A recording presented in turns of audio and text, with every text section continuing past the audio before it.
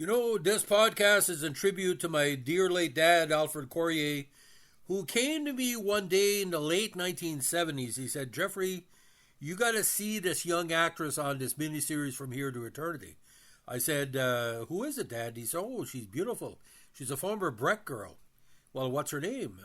Kim Basinger, whatever. He said she plays one of the prostitutes like the Donna Reed character in From Here to Eternity. Now, the big draw of the miniseries and the series was, of course, Natalie Wood, who left after the miniseries appeared. But the movie itself, we're going to talk about the miniseries and the series. It was originally aired in 3 2-hour installments on 3 consecutive nights on NBC on Valentine's Day, February 79, the 21 and 28. The story details the men and families of G Company, 24th Infantry Division, United States Army, and again, a big relation to the original movie of Burt Lancaster. There are 2 main subplots. First, Sergeant Milt Warden's William Devane's ongoing affair with Karen Holmes, played by Natalie Wood, the wife of the commanding officer, and Private Robert E. Lee Pruitt, Steve Railsbeck, affair with Laureen Rogers, Kim Basinger, a local prostitute. Now, in the 79 miniseries, it is April 41 at Schofield Barracks, Hawaii, and Private Robert E. Lee Pruitt is new to G Company.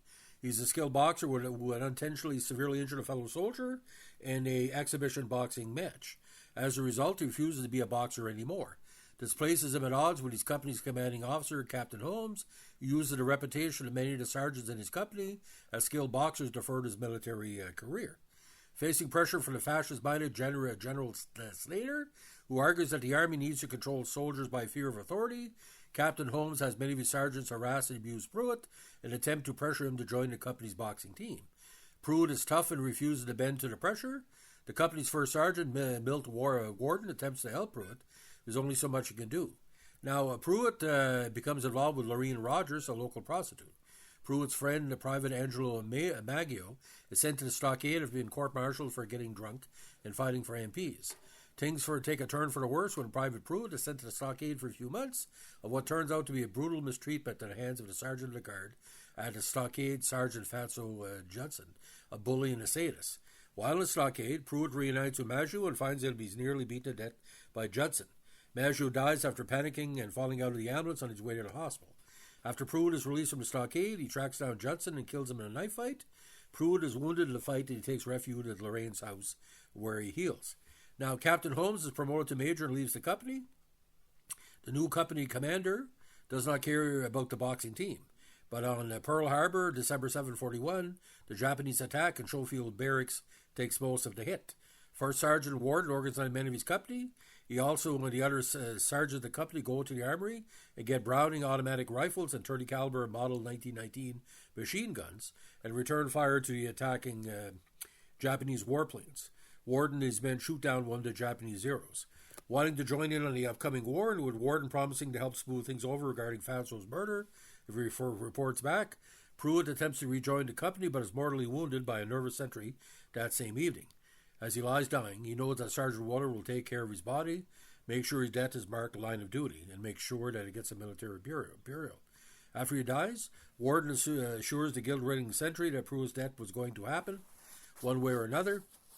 When asked by the other soldiers if Pruitt was a good soldier in his company, Warden replies, hell, he was the only soldier. Now, in certain jurisdictions, the series was called Hawaii, and I think it was shown as Hawaii in parts of Canada and Quebec. But when the weekly series came in, there were some changes. The primetime soap, many cast members reprised their roles, including Devane, Roy Thines, and Kim Basinger. However, Natalie Wood did not return, and instead the role of Karen was played by the luminous Barbara Hershey. Gary Swanson, who played Corporal Herbert in the miniseries, replaced Steve Railsbeck in the role of Robert E. Lee Pruitt in flashbacks, and did Claude Jones with Peter Boyle for the role of Fatso. Now, the show's 2-hour pilot, From Here to Eternity Pearl Harbor, premiered on March 10, 1980. Subsequent episodes ran for an hour. After less than a month, the show was taken off the air, with the remaining episodes airing later in the year as 3 130-minute specials, From Here to Eternity, Island, and Homecoming, From Here to Eternity, Crossroads, and Secrets, and From Here to Eternity, Aftermath, Revenge. The series finale was on August 16, 1980. Now, Buzz Kulik did a lot of the early episodes. A very, very good director. And ironically, ladies and gentlemen, Natalie Wood, in probably one of her last major awards in her career before her passing, won Best Actress TV Series Drama, and Wood was quite good at it, playing against Stipe. Now, why this really stands out for a lot of people, ladies and gentlemen, is the cinematography and the plots were quite good, and the ratings initially for the series was quite high. It was 17 million, but by the end of the series, ladies and gentlemen, the ratings had tanked 6.4 for the movies. Now the initial part 1 did outstanding viewership, 21.4.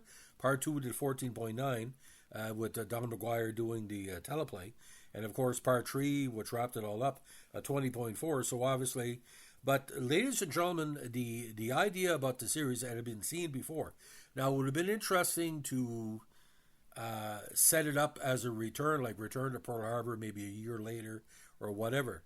But the idea about it, Barbara Hershey was no Natalie Wood. That was a factor as well. No offense to that. But Joey Pants actually played Maggio in the miniseries. And, of course, Rick Hurst played PFC Hansen in one of his early roles. And, of course, the great David Spielberg played Lieutenant Ross. And Don Johnson, ladies and gentlemen, in one of his most interesting TV appearances before Miami Vice, played Jefferson Davis Pruitt. So, and, him and Kim Basinger had a connection through the years as well. So, ladies and gentlemen, like I said, if you can find it on YouTube or streaming services, it's quite interesting. Because Kim is such a natural beauty.